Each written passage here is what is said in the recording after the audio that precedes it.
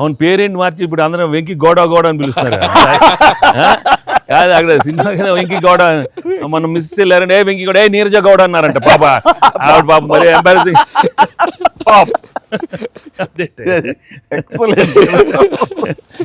సరే ఇవన్నీ పక్కన పెడితే సీన్స్ ఫన్ పార్ట్ పక్కన పెడితే ఈ సినిమాలో తెలియకుండా అండర్ కరెంట్ మన చిల్డ్రన్ తోటి వాళ్ళతోటి ఈ హార్ట్ టచింగ్ సీన్స్ కానీ అలాగే జరీనా వాహిబ్ తోటి ఉన్న మదర్గా ఆ అమ్మాయికి ఆవిడికి నయనతారకు ఉన్న సీన్ గురించి చాలా మంది ఒక్కరు మెచ్చుకుంటున్నారు. అండ్ దీని ఇంపాక్ట్ ఎంత ఉందంటలో నాకు ఎవరో పంపించారు, ఇది నిజంగా జరిగిందండి.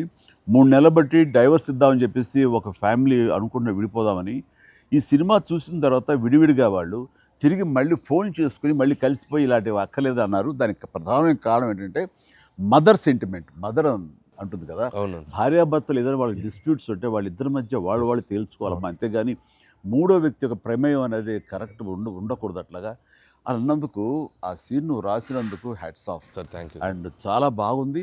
ముఖ్యంగా ఆ సీను నువ్వు తీసిన విధానం కానీ, మదర్ తోటి క్యాజువల్గా ఆ ఇంట్లో ఆవిడ ఒక బిజినెస్ చేస్తూ షూట్ చేసింది కానీ కాఫీ పెడుతూ ఎక్స్ట్రాడినరీగా తీసావు, ఎక్స్ట్రాడినరీగా ప్రజెంట్ చేసావు.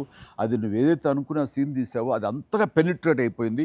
దాని ఇంపాక్ట్ విడిపోదాం అనుకున్నటువంటి కొంతమంది అలాంటి భావంతో అలాంటి ఆలోచనతో ఉన్నవాళ్ళు మళ్ళీ తిరిగి పునరాలోచించుకునేలా కలిసింది. Hats off.